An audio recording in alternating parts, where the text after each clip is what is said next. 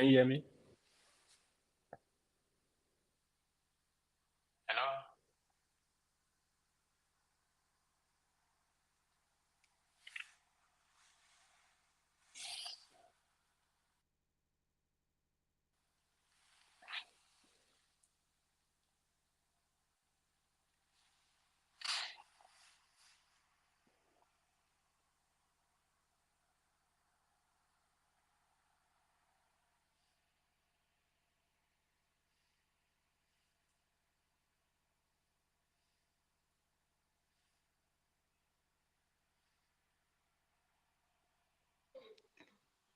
Oh, I can hear you now.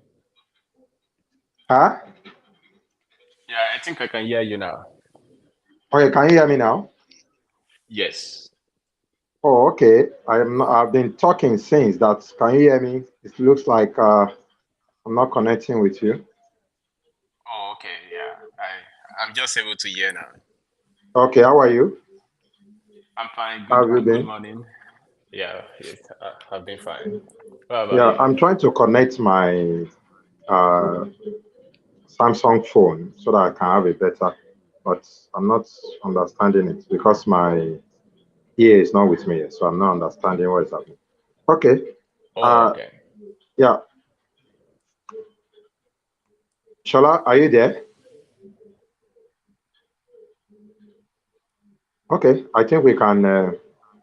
Okay, I think okay, Shola has put us on live. So we are live. Okay, I think we are live. Yes. So good evening, guys. Good evening, Bamidele Emmanuel.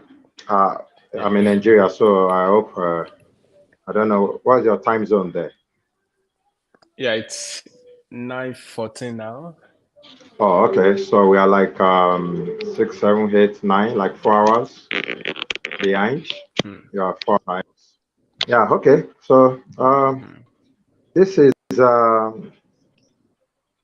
my style of trying to create opportunity avenue and funnel, channel, whatever Hmm. name we want to call it, uh, for quite a lot of not just Nigerians but Africans across the continent to see that the impossible can be possible.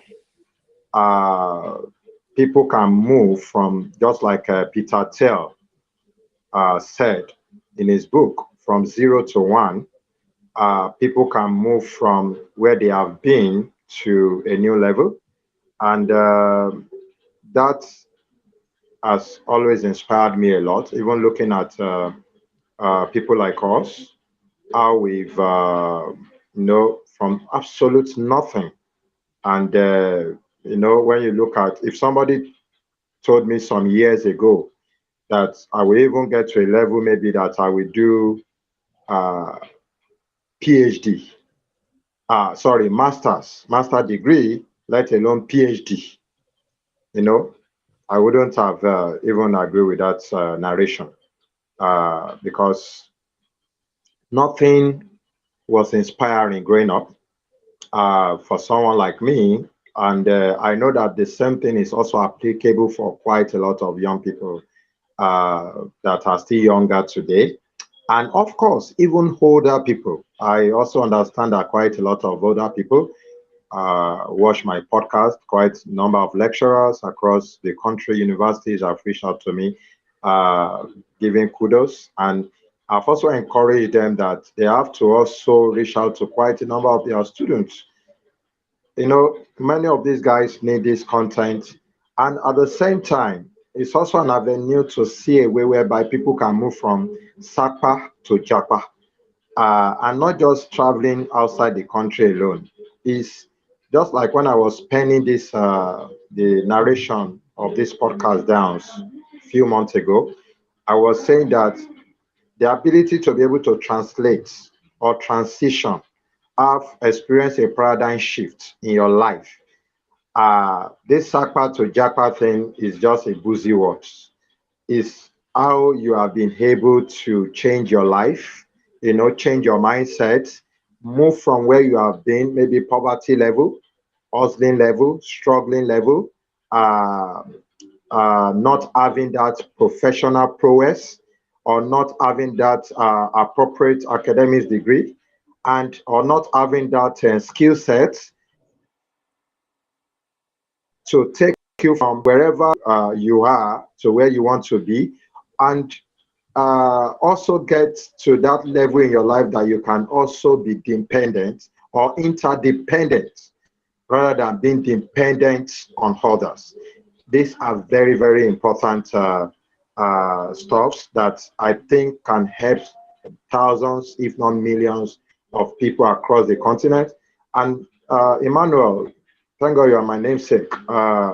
You will agree with me that we have 1.4 billion people, maybe more than that, in Africa continent today.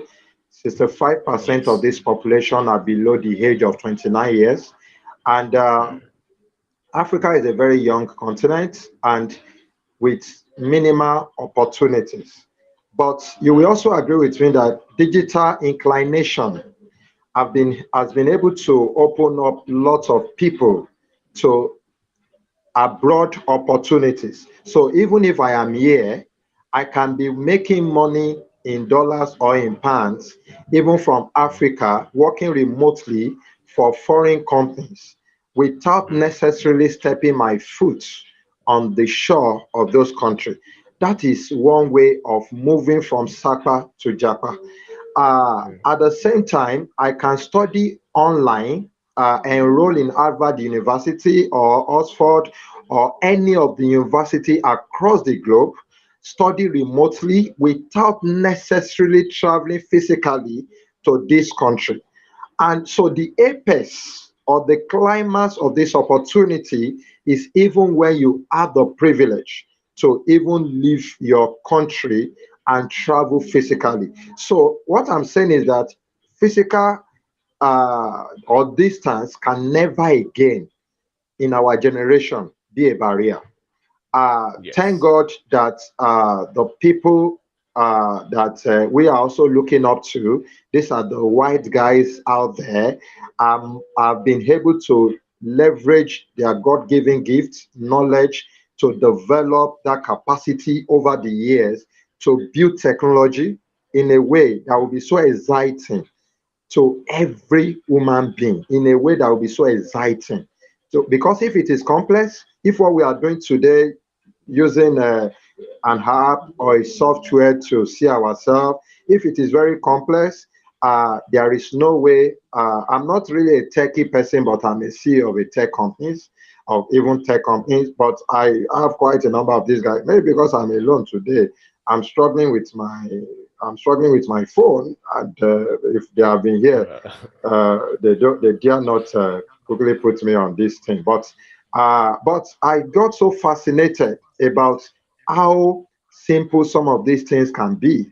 My wife and I were on our WhatsApp on our own WhatsApp on phone yesterday, using Meta AI to generate. I was just asking, who is Bankole Olalekon?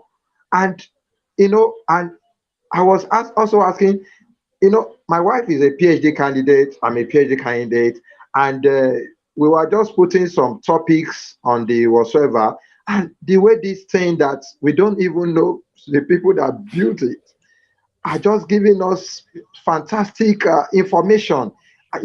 These are very fascinating, and is a season or era for many of us. So I think I've been able to lay the foundation because I know I'm still going to bring some people on this podcast that are in Nigeria. Because I think the next person coming on board, I think maybe next week, Saturday or whatever, was asking me that, oh, I've traveled, but I'm back in Nigeria. Of course, Macaulay, people like them too are back in Nigeria doing stuff after they have sojourned or travel outside the country. So it's not for just guys that are over there, but it's also for people that have been able to get exposed, leveraging maybe digitally or physically the opportunities abroad, and at the same time move from where they were before to a new level. Thank you, Bamidele Emmanuel, for doing this with me. I know you guys are quite very busy. Uh, and I appreciate the gesture. It's just out of passion, and at the same time, how can we create value? How can we create that opportunities? There are a lot of people. You will, if you have been reading Nigerian news, you will see that mm, the new JAM result or UTME that came out. mm. I saw it. No, it didn't. Oh yeah. I didn't got Mm, affected the way some people got affected, and they were talking on it on social media. Uh, mm, I This is not the first time that Nigerians, even in those years, that some people will mm. sit for JAM or UTME before it become UTME 4 or 5 times before they pass Yeah. it. So it's Mm, nothing new, and but let me start from there. mm. You're a PhD uh, uh, degree person, you're a doctor. Uh, how do you feel when when you saw that news? What first came to your mind? Is it something that is very instructive, or is it something that you feel that what's so big deal about it? 1.2 million out of 1.4, something like that, scoring below 200 and stuff like that. So let me take you up on that. Yeah, thank you very much. Good morning once again. Yeah, so when So I saw sorry, that news, before you continue, before you answer that my question, oh, introduce okay. yourself. Just do that Oh, brief, okay. and I will also go back much into who you are later. But I just want to take you up Oh, on okay. that first. Oh, okay. Yeah, so my name is Emmanuel Bamidele. So I am here in the United States. So I'm sure like talking about my educational background and all of those, I'm sure we'll still get to that. But I'll just keep it at my name for now and um, go ahead and answer the question that you posed earlier, right? So talking about the UTME, so when I saw the news that out of 1.8 million candidates, only I Like mean, talking only about my less than maybe educational background and all of 200,000. those. I'm sure we'll still get to that, but I'll just keep it at my So name I for I now can hear and an echo back. go ahead and answer the question and post. Sorry, I'm trying Oh, to look at. Go ahead. oh, okay. Yeah, thank you. Yeah, so like talking about the UTME, where like 1.8 million candidates sat for it, and like maybe less than 200,000 scored above 200, and like maybe 1.4 million people did not even make 200. So I think that was very sad when I saw it because that's like a very, like the percentage is very low. Like even though it was bad when we were growing up, also where people sit for jump like 2 3 times, some people even more than that. I think it is not as bad as like knowing 5 people and not being able to say, oh, 2 people scored more than 200, or maybe one, at least one of those. But now it's kind of really sad. So I don't really know, but I do believe that maybe the quality of education has dropped, but at the same time the rise in like the access of younger people to a whole lot of information online talking about like social media and all of that, if it is not something that their parents, guardian or wards are able to regulate effectively, then it is really going to have an effect. And to wrap it up, I saw an outcome of a research in Finland where they banned the use of smartphones in a secondary school, I think a girls only get secondary school. And the result was more, I think more than 68% improvement in performance and like many other outcomes like that. So I just do believe that there are a lot of like interrelated factors that are leading to that. And I don't know where the solution is going to come from, but it is really sad. Yeah, thank you for that. I'm waiting for uh, the academics researcher to do probably a clinical analysis, or maybe some stuff like finding digging depth into what could have led to this. But like you have said, if we have to go with the research in Finland, whereby phones or internet are being banned by maybe their secondary schools, and their resorts, you know, maybe got lots of improvements.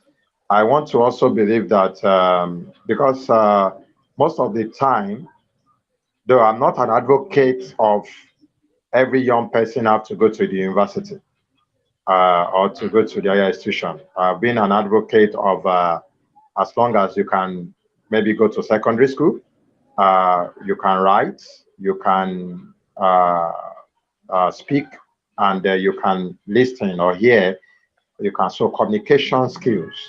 We are one country that we believe so much in paper certificates in Africa, most especially in Nigeria.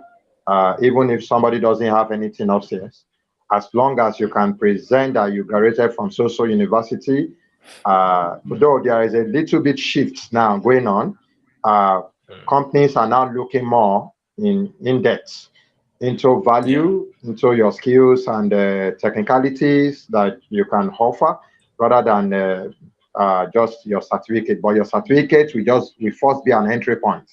Still, it's still an entry point. I think we'll leave it at there. You've expressed your opinion that you are sad when you see it. And I want to believe that quite a number of you guys outside Nigeria, you will not always be getting sad about the situation of Nigeria. You will also take up, even one of the reasons why I'm doing this podcast with many of you guys is because it's more or less like encouraging you guys in diaspora that are very versatile. I don't know many people that are into trade, despite the fact that I'm an entrepreneur. I don't even know many people that are into trade in diaspora. Most of you guys that you live in Nigeria that I know, or the ones that I don't know, we got connected one way or the other. You guys are just flying higher, higher, higher when it comes to academics, research, and development and stuff like that. I hardly see people that will get to America just the way you are and said, "Oh, I have started a shoe business. I have started the electronics manufacturing company." I'm still waiting. But for now, so I know many of you will not be happy because you are more of byproduct or a product of academics, instincts. Let me use that word, academics instinct. So you want to see that quite a lot of other young Nigerians are coming behind you or trailing behind you and also pick these lessons. So you guys are trailblazers, and is an encouragement that don't forget Nigeria, don't forget your continent, about most especially in terms of educating. I saw this guy, this young guy in Poland. I interviewed him like a few weeks ago. I think I came Bodebadiu or something like Oh that. yeah. That Yeah. came from Igbora. I saw Yeah. his I know. post I maybe know him. yesterday, trying to encourage those people that scored maybe 250 or thereabouts, or 260 or 270 and above, so that can be and give them scholarships. And I saw how a lot of other people are jumping on that trend, and that can be an encouragement. When you said that maybe our quality of education has fallen, I smiled in my mind as if it has grown or it has been of high quality before. I don't know. That can be very debatable. Since I think since I've been born, I don't know. Even I feel that the quality of education in Nigeria today has improved compared to when I was in secondary school. Because how many private schools do we have? When I attended primary school or secondary school, how many I don't think we do even have private universities in those days. So quite a lot of parents can afford to send their children today to maybe private university and stuff like that. So let's put that aside, and that is great. So who is Bamidele Emmanuel?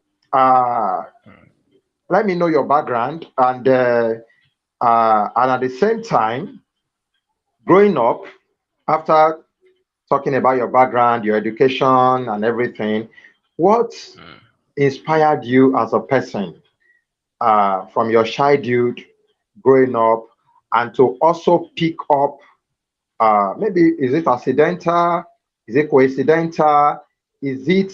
So I'm putting like two or three questions in one. So I want you to answer. I want you to take your time and answer everything together. Uh, I'm not the talking type in my podcast. I think this will be the first time I will be doing more of the talking at the intro level, and it's because of that result that I saw. So I just use that Mm, opportunity to elaborate on that. So I want you to mm. take your time. Who is Bamidele Emmanuel? Uh, Growing up from your childhood, what was your inspiration? And third, who you are today. Is it accidental? Is it coincidental? Or is it something you, at a point in your life, you purposively design and you become? And you are, I know you are still becoming, but have you, is it your journey or is it just something that you just find yourself traveling that journey without even planning for it? Yeah, The floor is yeah, yours. thank you very much. Yeah, thank you very much. Yeah, so like you said, I'm going to like walk through those three questions during this answer. So I grew up in Ibadan, so which is in the southwestern part of Nigeria. Even though I was born in Lokoja, but I we moved to Ibadan very early, like maybe when I was like 4 or 5 years old. Yeah, so I went to primary schools, secondary schools, like many of them, like relocating every time. So always changing school. Then like left primary school at primary four, left secondary school at SS2. Then I tried studying medicine, but I couldn't get in. It wasn't like I was not passing, but there was no, as you know, back then, medicine, everybody wanted to study medicine. So a little bit of connection was needed. So I wasn't getting in. So eventually I sat back and I was like, do I really want to study this medicine? Or like someone is trying to make me do medicine because my dad really wanted doctor, doctor, doctor. Like he liked the idea of being a doctor. So when I sat back and I thought about it, then I was like, okay, I think engineering is more of a fit for me because of the things I enjoy and the things I see around. So, but I just don't want to jump on the bandwagon of engineering because everyone is doing engineering. So I wasn't just interested in like, oh, mechanical engineering is popular, electrical engineering, all those popular stuff. So I started consulting with people that I need to find the kind of engineering field where like you can work on all these other things that people are not talking about. Talk about like materials, plastic, wood, like different kind of materials that people are not talking about. So I started like talking about that. I was chatting with some of my secondary school teachers back then.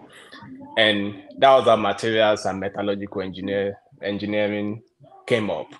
So then I went to do further research about that and I realized that okay, this is something that I would like to actually study. So and on my first try, I got admission to the Federal University of Technology, Akure in Futa. So I got in, and when I came in, I realized that many people that were in the same class with me, they were not happy because they were given that course. They wanted to study something else. So it was more like a program that they always push people to.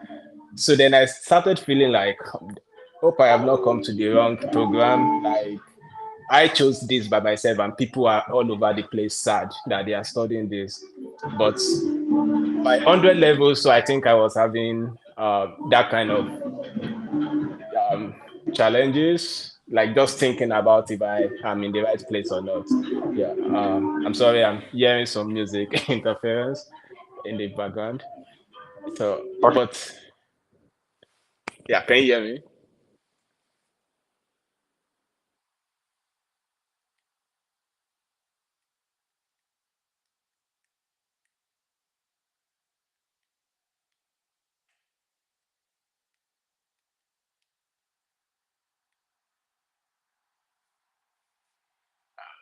Can you hear me?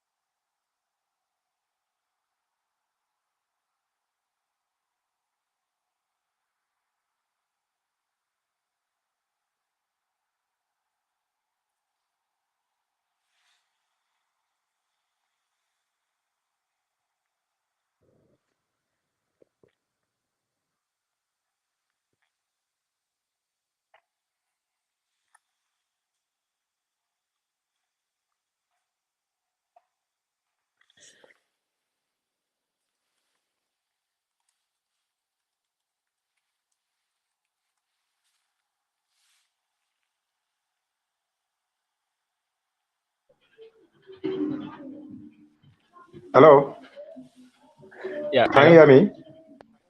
Yes, I can hear you now. Okay, Bamidele, anytime I'm off, just go ahead. It's not affecting the network from the Oh, okay. live. It might be from my own side. Just go ahead.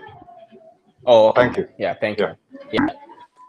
Yeah, so like I said, my first year in school, that was like the situation I found myself, just wondering why this course that I really wanted to study, why it's almost everyone around me, why are they feeling this bad about this course?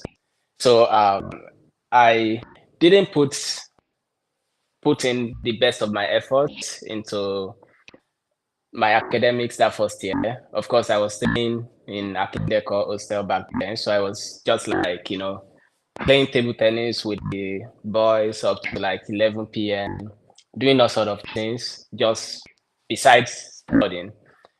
So then the result came out, and I realized that, oh, I can actually still pass a little bit by just like maybe studying a night or 2 nights before the exams. So I decided to continue in that direction. Yeah, I think let me wait for a minute or two for Speaker Bankole to come back.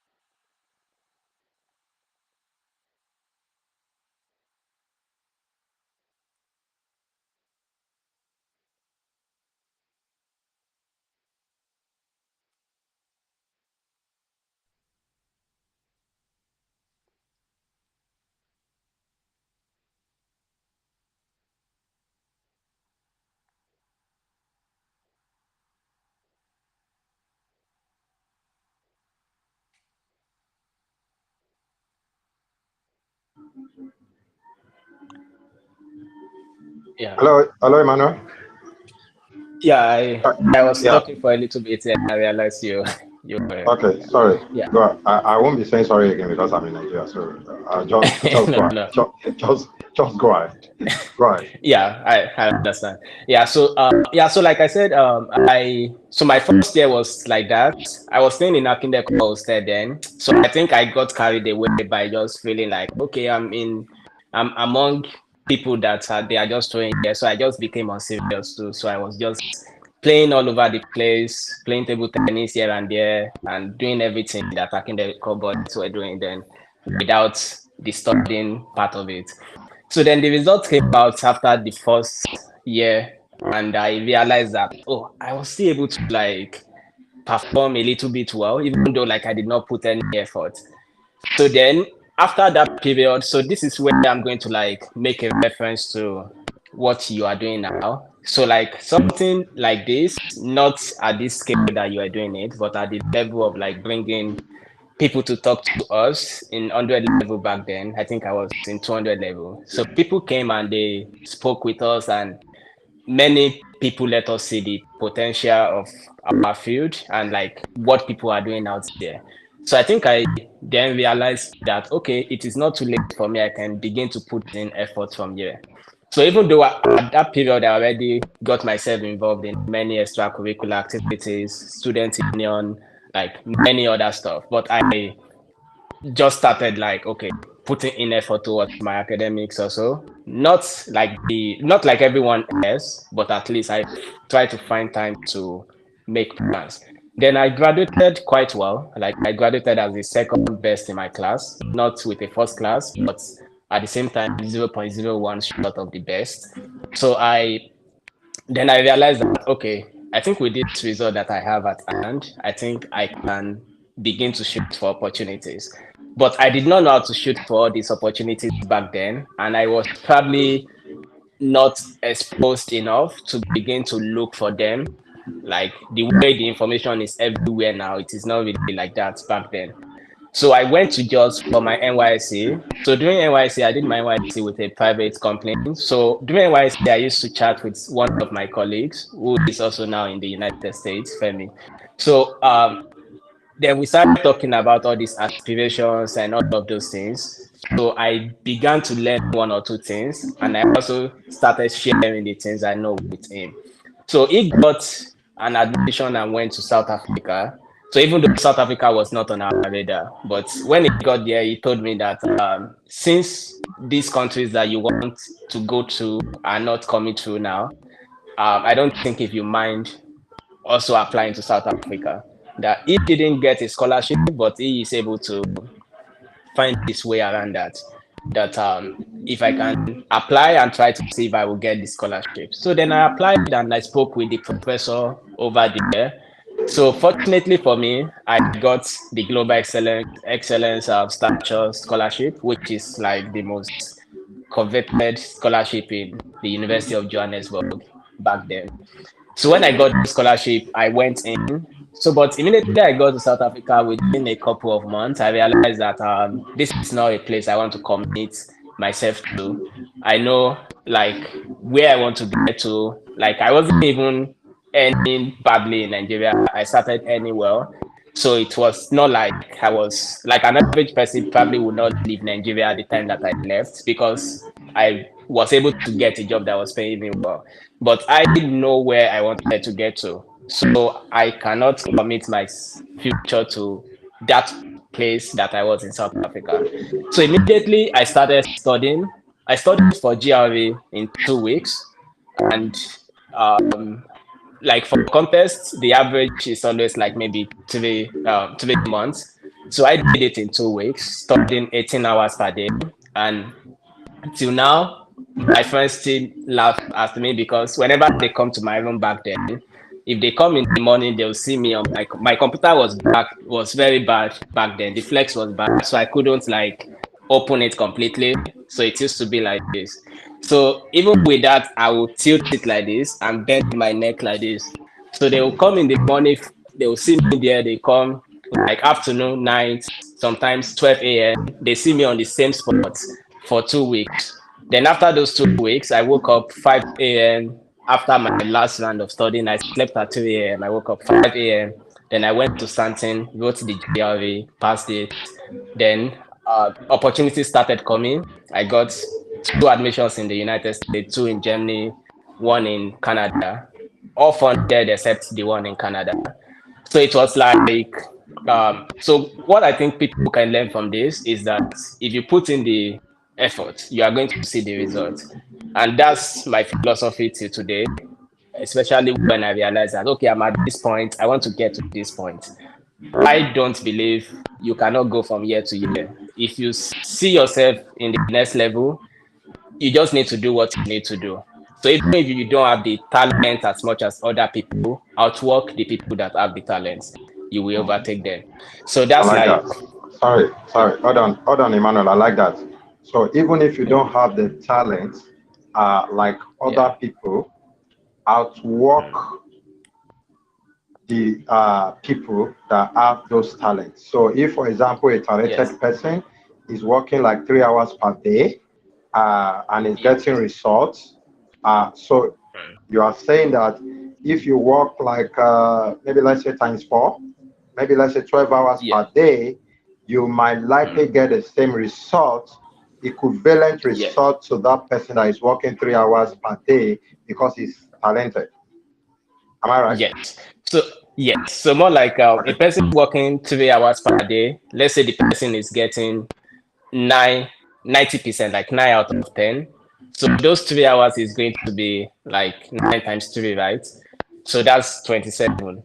But you decided to work 10 hours per day, and let's say you are not even as good, you are maybe half as good, you are getting 5. So 5 times 10, you are getting 50. So you are able to like outdo the person just on within the same 24 hours. So that's like, I believe that's like the normal principle in life, even in the investment market. That's where compound interest comes in. You can take like maybe 100,000 and go and dump it in the market now and still not be able to beat somebody that has only contributed maybe 20,000 in the last 20 years.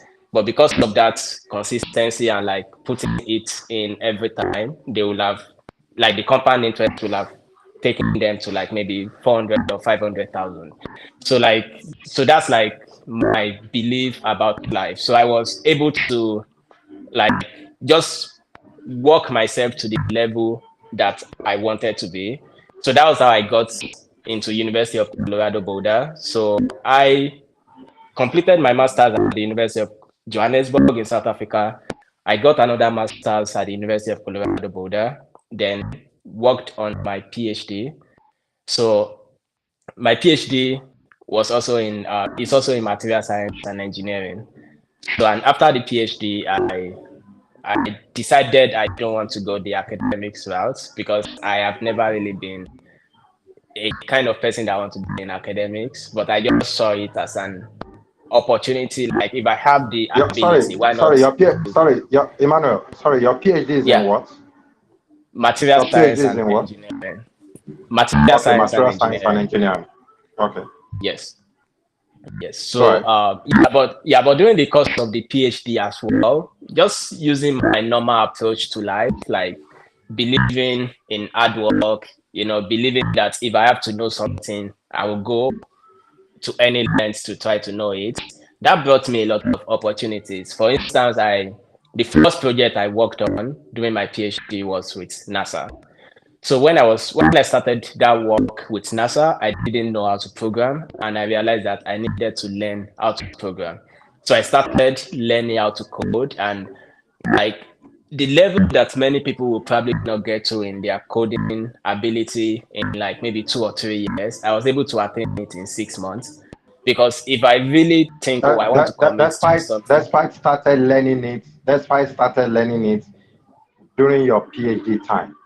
You started learning coding yes, when you were from the on scratch, your PhD. yes. So Wow. like besides all of those Fortran, all those Go things ahead, that we please. were taught in FUTA, yeah, besides all of those Fortran and all of those things we were taught in FUTA, I never tried to code until I started my PhD. So, but during that period, I learned how to code.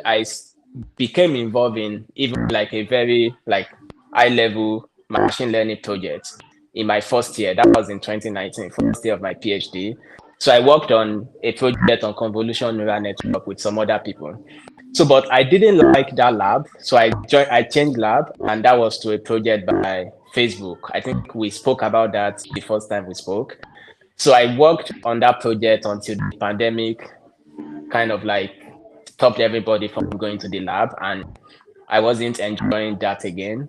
So like the last project I worked on was also with NASA. So just to like let you know that by just putting in the effort I put before getting to that point, I opened myself up to opportunities to begin to work with organizations that I can only hear them on the news or see them in newspapers.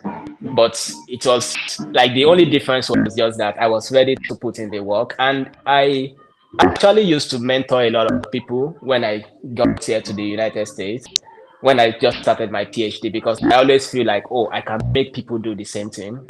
But I think I became kind of like relaxed about it because I realized that I only have it in my mind that many people can do this, but in the actual sense, many people cannot do like and like just 10% of what I want them to do. So for instance, you are talking about you want to come to the United States or something to study, and you want the person that is there to go and do the most basic thing, like looking for schools for you. Like what are the requirements of these schools, all those things. So those things are like really, so if anyone is watching and is trying to get to that point, so I would like to say that like you want to show the effort you can put. Like the person you are talking to, in most cases, even many of my colleagues that are here that are doing well, in most cases, they have paid that dues to the level that they know when you are really serious about taking that step. So something as basic as like, oh, go and do this for me, go and do that for me, is only going to be like a turn off. So like, and I know many people, as I'm talking about people that are not willing to take those steps rather, I also have many people that have taken those steps and they're in different parts of the world today, like especially Europe and all those places. So it only depends on the individual. It depends on the effort you can put. You want to go out there, research all the schools by yourself, check the requirements, ensure that you have your statement of purpose tailored to the program, tailored to the school. You have all of those things. Then if you approach anyone for like, oh, can you guide me through this stage? And you are coming with that, like you are surely going to get the support of anybody that is willing to help. So I think that's just where I'm going to like land it up. That yeah, just willing to put in that extra effort is really going to make so much difference in your life. And like for instance, the work I have today, like I don't think I can ever, even though like okay, I've always expected myself to be at this level, but it was never something that I can imagine while growing up that I will be in this kind of place, because I can only see it maybe on my laptop or on newspapers or those kind of things. But I'm right there in the midst of those top engineers in the world doing those work today. So that's the difference that putting that extra effort can make. Yeah. Great, great. Uh, I want to take you a bit back. Uh, Hmm. I love your process and your procedure. One of the things that we know very well in uh, what is it called now? Uh, Tech, building tech companies, they always talk a lot about experiential journey. So now, you talked about when you were in 200 level, they invited some people to come and speak with you guys, whatsoever. Is that the only integration or hoiling for you? And I'm asking this question to relate it with your second to the last statement that you made, that the reason why you have to stop encouraging maybe the younger colleagues, the ones in the country, is mainly because of it's not encouraging. You want to push people and they are not even, they can't be pushed. It's not that they don't want to be pushed, or just discover that they cannot even be pushed. They cannot even do up to 5% of what you have been able to do. And that is even baffling. But did you notice yourself maybe growing up that you were once a lazy person and you got to a point when you are now being hard, and it's just change your mindset to hard working, to start putting extra effort? Or you find yourself that maybe is a natural ability for you, or probably that is the way you were born? Is hard working something that you find easy? I mean, growing up now, not at the point of when you start getting to higher degrees or getting jobs or whatever, but from your childhood, you know, uh, is it what's more oil, or is it those type of seminars? Let me use the word workshop seminars. These people will come and they will talk, they inspire you. You might not even have an opportunity to meet them one on one. uh, you will just see them on the podium and you will listen to them and you will go back home fired up. Oh, that you want to become like them or you want to become bigger than them and whatsoever. or are there something else that you know shifts you from being a lazy type? Because one of the biggest issues that I'm seeing around the continent today is laziness for me. Not necessarily physical laziness alone, but this mind laziness. People are just lazy in the mind because you cannot conceive, you cannot do what you have not conceived. And that is one thing. If you cannot invest in your thinking ability, in your brainstorming, in your research, in your reading, and all those mental exercises, I don't think anybody can go far. So, at what point of that do you see that something more oil side coming in, or is it something just natural ability for you? Yeah, so yeah, to start with, I would say like in terms of being able to comprehend, assimilate, and all of those things, I would say that is natural for me because like right from even when I was very young, that they would take us to church back then to go and like recite memory verse and all those things. Like they used to give me the longest ones, like make it 50 verses, 100 verses, whatever. I will recite everything. But in terms of like the urge and that is where the fact that I just want to like point to the fact that that is not enough.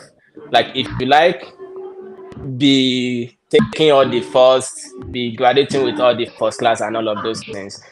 If the extra factor that you have mentioned, which is the urge, if it is not there, then you are just going to find yourself like just wondering that, like just blaming the system all the time that, oh, you have this kind of good, you have this kind of that. Yeah. So to go back to myself, like growing up, I was doing well. Like primary school, when they call the prices for my class, like I'm always getting many of those prices. So like the same thing in secondary school. I may not be the first, but I may always be like find myself being the second and all those kind of things. So, but in terms of like being able to like step out there and begin to do things the way I'm doing it now. Oh, I think I cannot hear.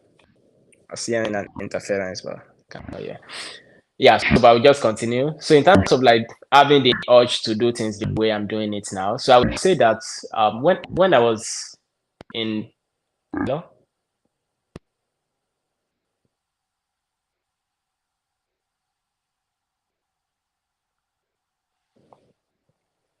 yeah, let me continue because of time. Yeah, I think I lost my train of thought. Hello, just go ahead. Can you hear me? Oh yeah, I'll go ahead now. Yeah, so Okay, great. I was not sure if you were here. Yeah, Yeah. so like yeah, so in terms of the natural ability, I would say that I have some of those, but I wasn't really putting in any effort. I always tell people that throughout my primary school and secondary school, I have never for once carried my book like this that I want to study for any exam. Like we just go through the semester, we play everywhere, then we go and write exams. And whatever result comes out, we take it. Even though in the midst of that, I was still performing well, maybe second in the class. Primary school, I was always first, and my common entrance was even like I think top three in Oyo State back then.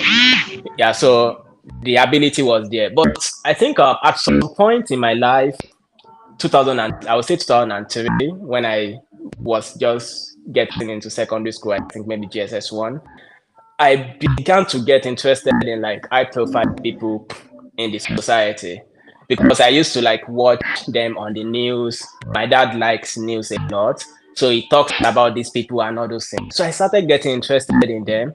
So I will always say that, oh, I want to become this kind of person. And there's even something that my mom and my dad used to teach me back then, that there was this man that was asking us as kids that what do you want to be in life? What do you want to become?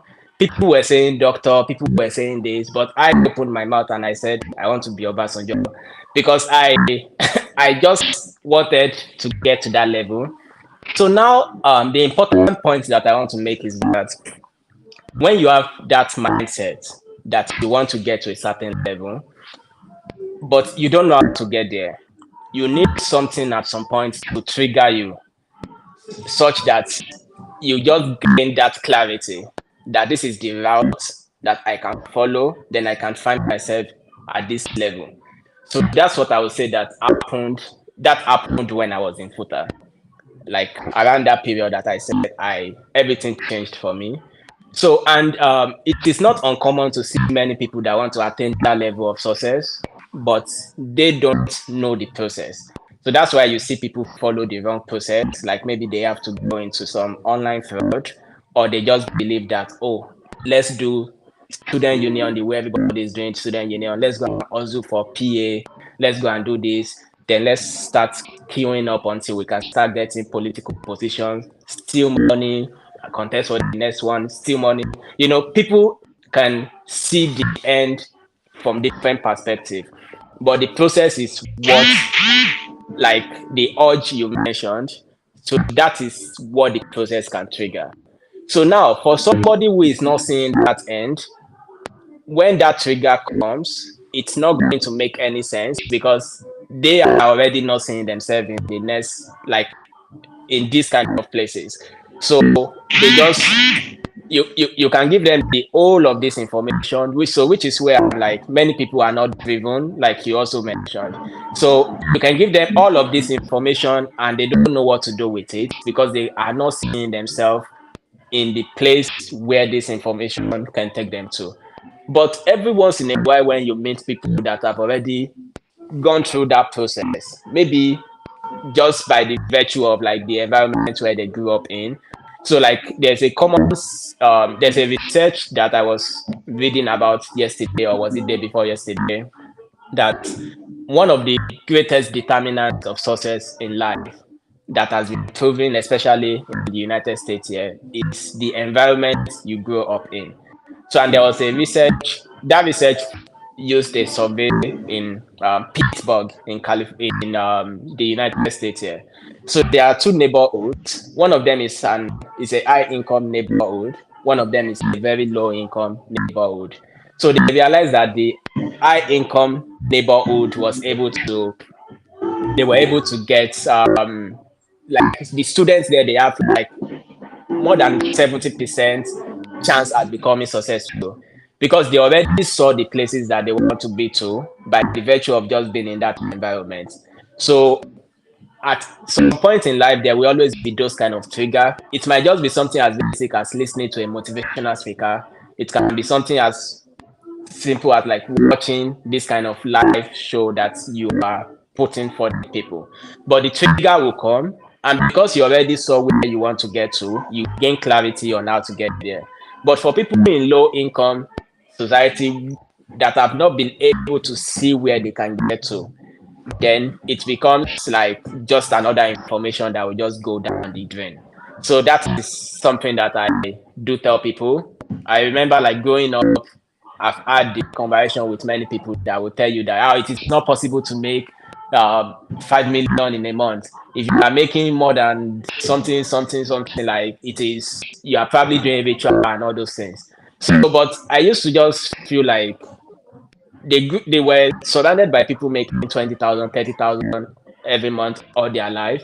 So and maybe by the kind of parents that they have not been able to like, many people are not at that level in Nigeria yet to be able to expose their children to that area where they can see that it is possible. So when you tell that kind of person that, oh, come and go to a school and get a scholarship of $40,000, all those things, it's just going to be like, oh, like they are not seeing themselves there. So yeah, so that is very important, and I think Awesome, like one or two awesome, persons will get triggered. Yeah. awesome. I love that. Something I love this. So I'm going to say this very fast. Looking up to the people around you alone Yes. might not be sufficient or enough to trigger that thing in you to become Yeah. bigger than your environment. I Yes. also know that you can become bigger than your environment if only Yeah. you do not pay attention 100% to your environment only. One of the things that Yes. inspired me about this podcast from Sakpa to Japa, And as you are talking now, it's also triggered a thought in my brain.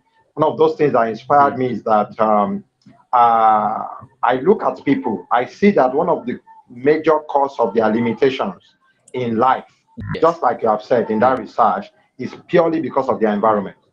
Uh, Yes. you That's have right. a mother that maybe is a farmer, or your father, and your father is a welder, and all their earnings, both of them earnings in a month, is not even up to maybe $100, or maybe 20 or 30,000 naira in a month.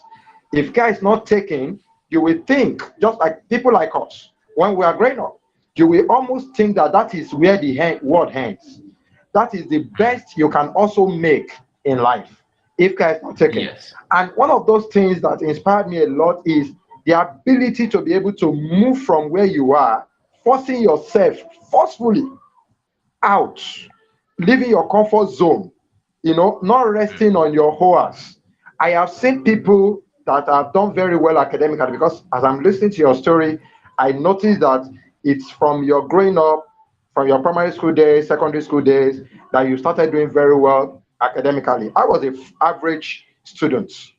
I don't even know. Just like you said, I was so absent-minded. Nothing was inspiring me in my primary school, in my secondary school. Being raised by a single parent, by a mother, and struggling a lot to just keep us in school, in a public school, in secondary school, whatsoever. Assuming I do not also have this trigger, because listening to you makes me to know that okay, you can have both external and internal trigger. uh, my own is like fear of poverty. I have been so poor, and every when I was so young, everyone around me. I like the perspective you brought this, the angle you brought this conversation, and it's made me to be a bit emotional. When I'm not an emotional person anyway, but I was just giving back this retrospection back into probably when I was very small, and it was difficult even getting a transport money. I could trek kilometers from home to school, and the richest person in our neighborhood, we heard that he did ritual.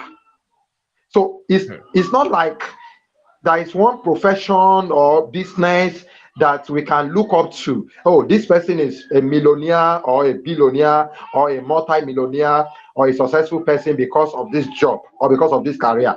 Medical doctors in those days were so poor. Yes. Engineers were so poor. Thank God for the Yes. person you said you wanted to be like, that you mentioned, Obasanjo. It was when Obasanjo came in 1999 as a president that he improved the salary of every civil servant. How much was medical doctor collecting pre-democracy time in 1999? Very meager. And people were, nothing was so inspiring. I was smiling when you said you entered JSS1 in 2003.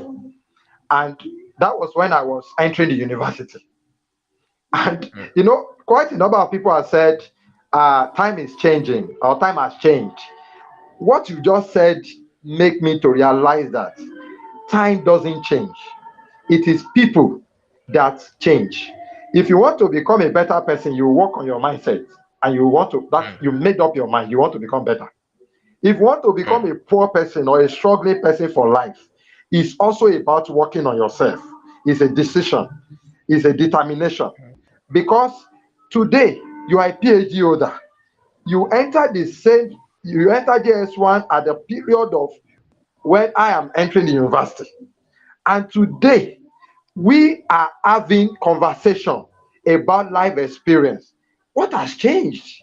It is just individual. I was listening to earlier today. I was listening to one of the sermon of Bishop Oyedepo, and he said something around people. That the only thing young people or many Nigerians today are clamoring for is exchange rates, as if that exchange rates consign them. He said since he has been born till today, nothing has changed. That it is him that determined to change, and that is the truth that I have come across. Maybe the exchange rate of naira to dollar today is 5,000 naira per dollar.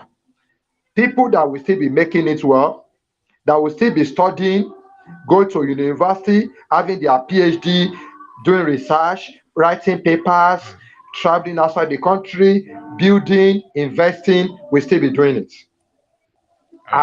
Thank you for that. It is very, very instructive. And I want to believe that this is going to be a very critical message that cannot be overemphasized. Even if this is the only Yes. line that I'm picking from this conversation, is very, very touching for me, because a lot of people have been so down because of the environment they find themselves. And now I'm saying this: do not concentrate fully or even at all if you discover that your environment cannot take you to the next level in life. I say it, if some of us have not gone to FUTA, probably, I don't know, maybe if someone like me have gone to a conventional university, I'm not selling FUTA, and I'm not only bringing FUTA guys on my podcast, but if I've gone to a conventional university, probably I wouldn't have gotten enough intake that I've been able to get today. It's not by what the lecturers have taught us. It's not by Yes. what the university itself portray. It is just by the messaging, that how much thing can we imbibe over a period of time. And that is very, Yes. very inspiring. Now, I have just my time is already up, but I will take 5 minutes, because it's like some of you guys, a session cannot be good. But I will quickly ask this: from Nigeria to Johannesburg, South Africa, to University of Colorado in US, uh, when you are applying for universities, for your PhD in America, how many objections or rejections did you receive? Did you receive any? I have heard some people say they tried like 20, 30 times before they received their first yes. Uh, how was it applicable to you as a person? I want you to, in just less than maybe a minute, to just quickly share, or less than a minute. Oh yeah. Yeah. So I think the first set of schools I applied to were in the United Kingdom. So I Oh, got the admission, but I didn't get funding. So I mean, there was no way I was going to go and pay those huge amount of pounds. So I think that would be like maybe two. Those I think those are like two schools, Warwick and one other school. So Warwick and Bristol. So those counts as two, but those were no objections. But it's just that I cannot afford it. Then after that, I also applied to I mean, I got every schools I applied to in South Africa, Pretoria and Johannesburg. So I got those. Then during the second round of application from Johannesburg, so that was when I got a couple of rejections. I think I got one in from Germany. I got uh, one in the United States. So the one I did not, the rejection I would say came from Canada was actually due to transcript problem from FUTA. They did not get the transcript there. So I would say I got those three rejections and two I couldn't go for lack of funding. awesome. So Yeah. even in the midst of rejection, uh, you keep forging ahead. You do not allow that to discourage you. One of those things that I picked from your statement was, when you got to South Africa, you discovered that you do not just like that environment. You want to move ahead Yes. again, and Yes. you did not, because of will you get it? Will you not get it? To allow it to like inhibit you to that position. You know, God Yes. told Aaron, God told Joshua, when Joshua felt he has conquered a whole lot of land, and he thought it's a time to rest. And God told him that, man, boy, you are not resting yet. You still have more to conquer. Now, you are in US. What are you up to? You are through with your PhD. Before that, you are working in Nigeria, based on what you said. even before you traveled. Yeah. How did you get your first job in Nigeria? Number one. Number two, when you get to US, you did your PhD, you are through with your PhD now. What are you doing? What are you up to? And number three, is this your final bus stop? Or what are you aiming at? What's your next 5 years, your next 10 years plan? Are you a plan-oriented, a goal-oriented person? Can you quickly answer those three questions? Yeah. So to start with, number one, how I got my first job. So I I already did IT. I went to Jos all the way from Futa to do IT because I wanted to go to a particular institute. So I did IT in Jos. So I tried my best to go back there for NYSC. I didn't work it, but I tried to make my selections in a way that that was the obvious one that they were going to give me. So I got back to Jos. So when I was in camp, I tried to lobby to go to the local government I wanted. I did not want to go to a local government that would not give me those opportunities. So that was successful. I went to that. They posted me to the same institute where I did my IT. So, but when I got there, I asked them to reject me because I don't want to go back there. I knew I don't want to be like a government worker, like a civil servant at that point in my in my career. Maybe later on I didn't mind, but at that point. So I asked them to reject me. So with that rejection, I know that that is going to like propel me to go and find the right opportunity for myself. So I took my NYSC papers and I walked into the office that I would like to serve. So when I got in, I asked to see the MD. They kept me waiting for so long, but eventually they let me in. So I sat down in the front of the MD and I convinced him that I should be serving here, that even if you guys don't want to pay me, I want to serve here. So he was not really sure. Then I asked him that you can conduct every kind of test or examination of whatever you want to conduct right here without me preparing for it. If I'm able to convince you, then take me. Then he asked me some questions. He asked me, I answered everything.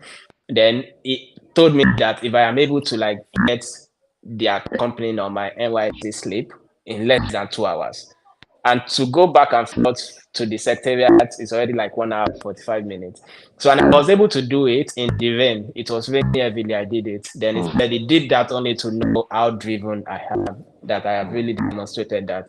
So that was how I got to serve there. Then we were 12 people that were serving there. No, 11 people. So they were to retain only one person. I was the only person that did not study what was related to what they are doing, but I was the only one that was retained because I like my work ethic was really crazy to them. So then from there, I worked briefly in another similar company that they heard about the things I was doing. So they asked me to join them. So I worked briefly for like 2 months here before leaving Nigeria. So that was how I got my first job. Then in terms of what I am up to now, so like after my PhD, like I said, I don't want to stay in academics. So even though like there were many offers, postdoctoral offers from like top universities and from top professors, but I decided to come into the semiconductor sector. So currently I work with Intel Corporation. So they used to be number one semiconductor company in the world, but currently number two because of some like some slip that happened during the pandemic. But like it's a household name. It's like the biggest in the country and all of those. So um work in their Oregon fab where they have more than 20,000 employees. So I work in the technology development. So we develop the technology that goes to all their fab in different part of the world. So like at some point in time when people take their phone, drive their car or whatever technology you have out there, I will have worked on one of those um, things, microprocessors of like electronic board that will be Wow. inside in different parts of the world.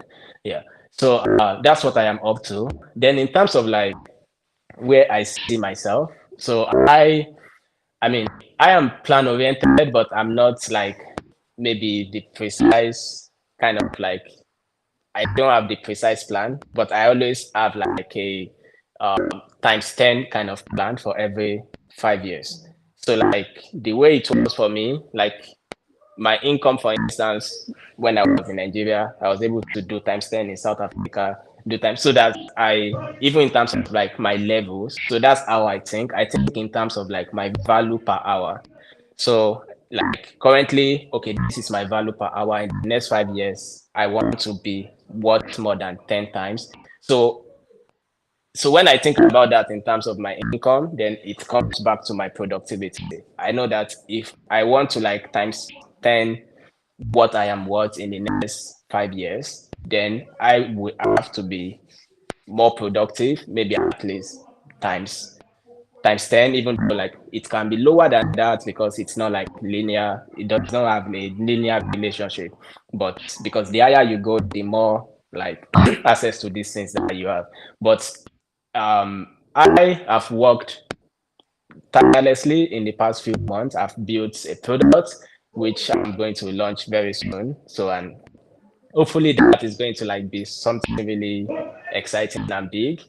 So that is like one of the pathways. Then the second pathway is also like in terms of like my current role, it has a lot of like opportunity for growth. So I have aced my first round of performance, and if I continue on that trajectory, then I can see even achieve that without being an entrepreneur. So yeah, so that's like those are like the Awesome. goals on ground. Yeah, Awesome. What is the product all about yeah, that you want to launch yeah. So very soon? it's Yeah, so it's more like SaaS, software as a service. So it's going to like address a sector of like some of the CRMs, like customer relationship management. So people can find a way to relate better with their customers, ranging from like a one person client to talking about like 10,000 or I'm waiting for yeah, that product. yeah, yeah, If there even I'm very excited about you working on a product like this, because if there's one product that I feel we need more today in Africa, is a CRM platform. But I just hope it's not going to be extreme expensive, like uh, most of the CRM platforms that we have all over the world, like Salesforce and the likes. Many Nigerians cannot afford this platform, even if you can pay for it for 1 month, 2 months, 3 months. After a while, because of the dollar exchange rate and everything like that, yeah, it becomes so tiring. Uh, Even that I'm seeing a Nigerian that's working on a CRM platform all the way from US. Just middle of yesterday night, I was watching the interview of Adiola with Shola Muson and his co-founder, his brother Vesti, and you know, and of course, still going to bring him in a couple of weeks or months to this podcast. I'm so always excited when I see Nigerians doing a lot of things. I hope Nigeria is part of your market. yeah, it is part of it. In fact, my plan is to launch it for free. Like people can use it for free, but like when it gets to like when it scales to a certain level, then come in with like maybe people with certain number of customers. So which is more like if people can have that kind of customer in Nigeria, then they will be able to afford the subscription level. So, but yeah, it will definitely be something that will be useful for people in Nigeria. Okay, great. I'm Yeah. looking forward to that. Honestly, Mhm. that is great. Yeah. Thank you. Yeah. So now, how do you see Nigeria? Uh, are you thinking Nigeria? Are you in America? For you forgotten Nigeria? How are you thinking about this country called Nigeria? Yeah. So I think, to be honest, I think yeah. So my thought about Nigeria kind of like it plummeted a little bit. Like when I was like even my friends that we went to FUTA together or people that I knew years later, they used to still teach me that, oh, this guy will go and contest for governor, he will go and do this and all those things because they knew the passion I had. But I think over the years, with the kind of decisions that people have made in politics, I kind of like got discouraged a little bit. And I mean, I'm still very optimistic. So, in terms of how I see Nigeria as a country with like a lot of potentials. I see it as a country where like one or two right decisions, it will be a very great place. But at the same time, um, we are far from those one or two right decisions. So yeah, I hope this happens. Awesome. I think I'm a bit. I think your response to that is still a bit vague for me.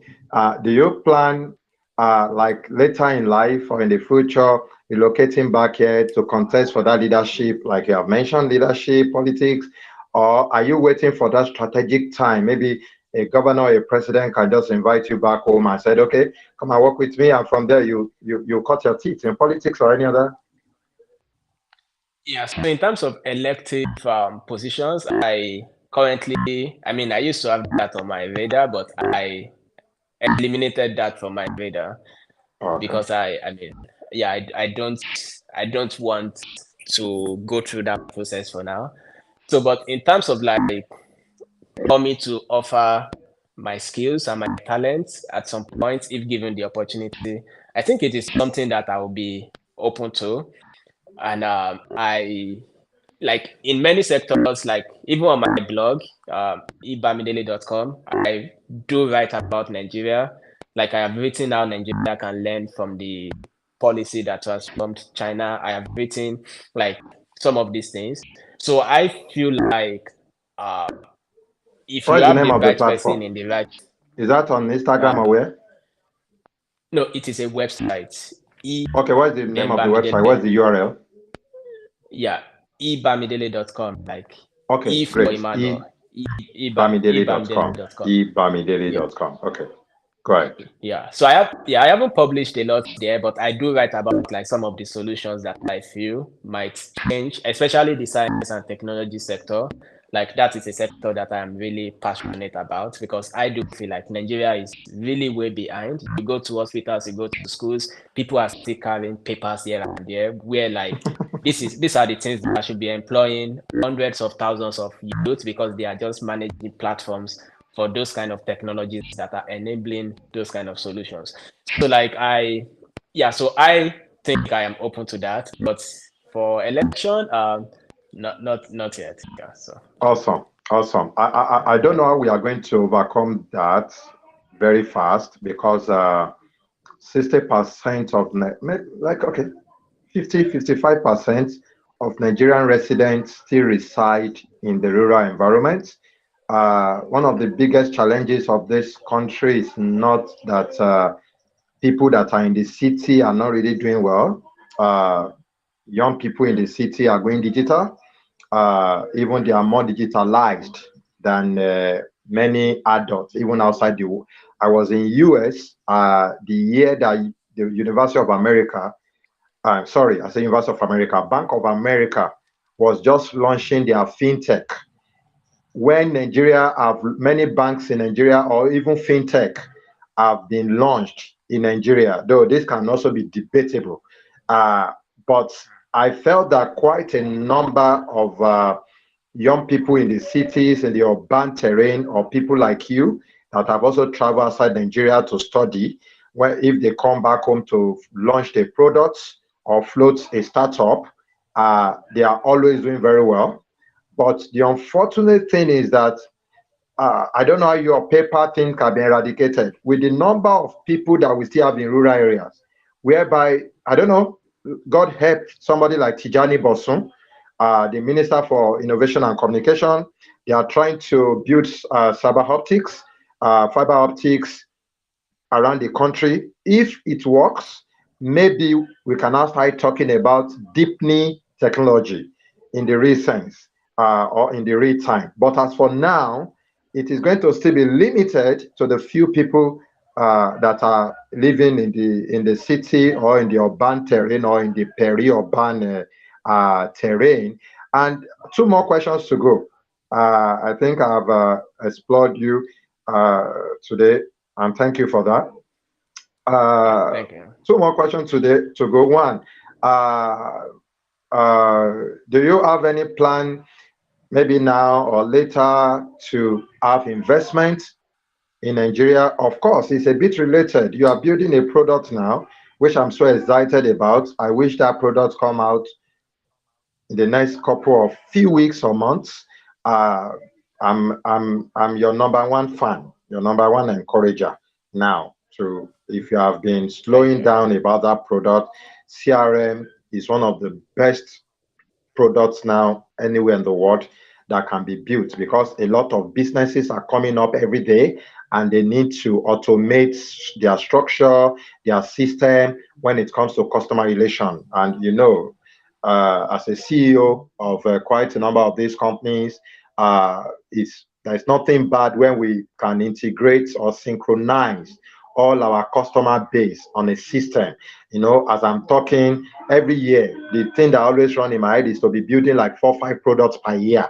If I have that people and I have that platforms like this, because when you build products, resources will appear.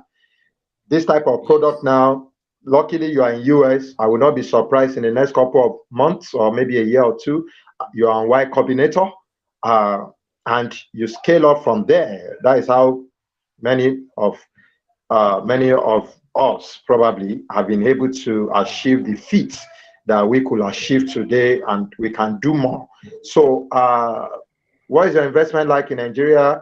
Is it something that is in your mind? And what are the top 3 sectors that you think is a great investment portfolio for you? Yeah. So presently, I have not tried to invest in Nigeria. I mean, I considered real estate like I think 4 years ago, but I decided to do the mathematics and it was not like adding up for me. I So will pull I your leg on decided. that. Maybe I will find time. Luckily, I don't know. Maybe you are aware. We launched real estate 2.5 years ago, and Extra My Homes and Properties, which is doing quite fine today. I know all of you outside Nigeria, you always have this issue with the mathematical calculation of this forest, but that's not the conversation for now. I will pull your leg. Yeah. Probably we will have another conversation one on one after. Maybe we'll find a time to do that so that I can convince you the way you convince the man in just to employ you on this your inflation mathematics. Even that is one of my best or strongest strengths, when it comes to talking about numbers. And I will show you purely how you can make more money even investing in Nigeria than even investing in US. Don't forget, one of my biggest co-founder, which is also a Futa product, is a citizen of America. He lives in US, Julius Adewopo, doing very well, works in Citibank today in US, and I know that all these guys to see that prospect, and he has told me a lot of time the type of percentage if they invest in a company in US. But of course, you make money in dollar. But go ahead. That is just a one-on-one conversation. Thank God that you mentioned Yeah. real estate to be your number one, and not agriculture. Yeah. No. So that was real estate. And in the future, I have thought about like the technology sector, but I still kind of like stay like try to like watch from afar to see how that is going until I have the right kind of capital to pull into that sector. Like how that is going to like I mean the medium or like the platform or how that is going to happen, I don't know yet, but I think it's something that I would consider at some point. So so those are like my major thought. But in terms of like investment, I think I'm more oriented to like invest here. I mean, probably because I understand the system a lot now, and so I You you really, you you are more now in the area of semiconductors, semi-processors, and immediately you are saying that my head was racking. I know somebody like Elon Musk is from South Africa. Before he also had the opportunity to travel to a place like United States, and luckily yes. you mentioned technology to be your number two top notch when it comes to investing. Maybe later, have you been getting yourself opened to raising funds, building skills around raising funds? Luckily, you are in US, whereby a lot of the highest number of venture capitalists, angel investors in America, and like someone like you, that you are in that corridor of tech, and most especially when we talk about semiconductors, these are the back end of many of our drivers of our technology. What is your thought around that? So I'm open to like doing some of those things. Like those are going to like come along the way. Maybe when I learn how to like take a product out there and sell the product and all of those things. Like I got the necessary trainings. My research when I was doing my PhD, we made an attempt to commercialize it. So the university trained me on all of these things. And in fact, one of my research, we were able to raise $120,000 to start a company on that particular product. So even though like that was like my advisor like took charge of all those things, I did not really get involved eventually. But like that was my own work. That was a project I was working on. So I know the process of like raising funds, like getting.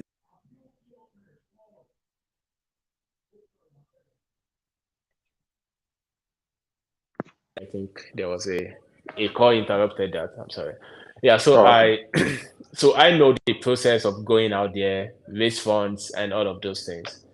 So can you hear me? Oh, okay. I'm with you. Now, I think this your CRM idea. Start working on looking around the Can you hear Y me? Combinator. Uh, the guy. Are you with me? Um,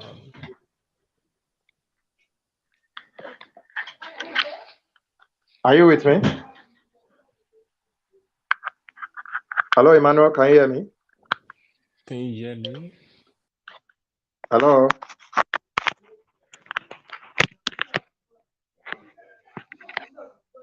Hello.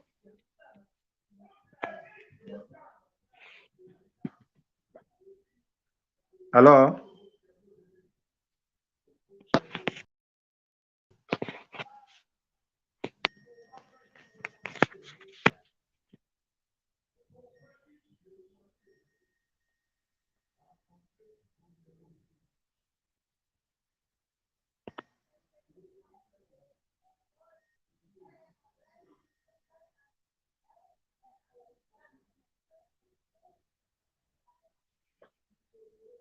Uh,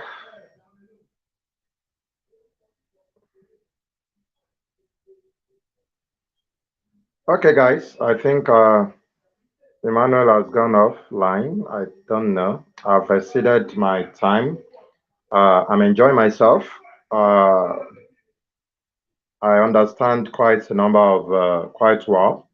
The data in this part of the world might be a challenge, uh, but if we can spend this data to watch a lot of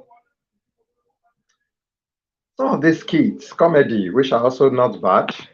Uh, I'm not against those things, but learn how to leverage on your data to watch a whole lot of very educative, informative content like this. Uh, there's no way you will not pick one or two lessons. Emmanuel Bamidele said a lot. One of the things that worked out for him and that is still working out for him is his drive, ability to push himself, and will never accept no for an answer. And that is what I have seen in this young guy attitude. You can't be successful if you don't have that drive. He used that word, drive. And if you don't push yourself, even I can resonate very well with that word, because for people like us that do not even have anyone to encourage, motivate, mentor us growing up, it takes God's grace to come to that quick realization of understanding that drive. You know, you can imagine somebody wanted to test him. Uh, he gave him 2 hours, right? Knowing quite well that he's going to spend like 1 hour, 30 minutes or 1 hour, 45 minutes before he could even get that, change that thing on his NYSC slip. And he did not allow that to discourage him. Quite a number of people today just digging the well or digging the ground, you got tired easily. And you just need to dig. And he talked about extra effort, not just effort. Just need to dig a bit more and you will see the water gushing out. Just dig a bit more, you will see the gold. And you get tired. If you are a tiring person or you get tired easily or you cannot push yourself or you are not a self-starter, a self-motivator, there is nobody that can push you. These are very great insights. And if you cannot pick these insights, success can never be by. Even I agree that somebody like Tony Elumelu, one of my biggest role models, talked about democratization of luck. But success is not by luck. It is when you are pushing. It is when you are pushing yourself so hard that that luck or what other people call favor or grace cannot smile on you. Don't ever see hard work or working hard as a punishment. It doesn't matter wherever environment you find yourself. Look beyond your environment, get out of your comfort zone. When I took my second or third trip outside Nigeria many years ago, that was my last saving. I heard about an agricultural conference in Accra, and I put all the money together, and I came back with nothing. You know, today the story is not going to be the same. You can't just sit one in one position. You want other people to pick you, and you're not picking yourself first. And I'm taking my time to gently. I know many people will have run out of data watching my video, but like I said, if you watch skits or comedy for spending hours on your phone, social media, if you cannot spend time on quality content like this to pick insights, I don't think there's going to be a magic. Miracle comes even to people that seek for it and not people that just wait for it. So these are very important. Thank you. I use that opportunity. Emmanuel is back. Leverage on that. I end up on your thoughts. You were saying something before we have that break. Yeah. To wrap it up, so that I can maybe go ahead and join this meeting also. Yeah. So I would say that, yeah. So I have received like the adequate training to like get to that point where like I'm raising funds, launching startups and all of those things. But I just want to give like I want to give myself 5 years gaining the professional experience first. Although like along the way, I'm going to launch some things, but I'm just going to launch things that can like sustain themselves without like needing 100% of my like time and attention. But yeah, after the 5 years, then I will see like if like that is where I want to like focus 100% of my attention, or if I just want to like continue to build on the professional side. Yeah, so thank you very much.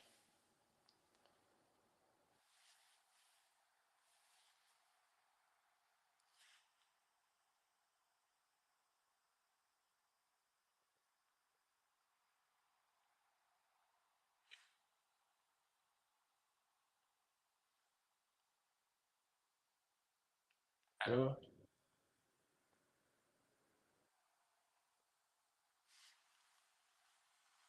Thank you.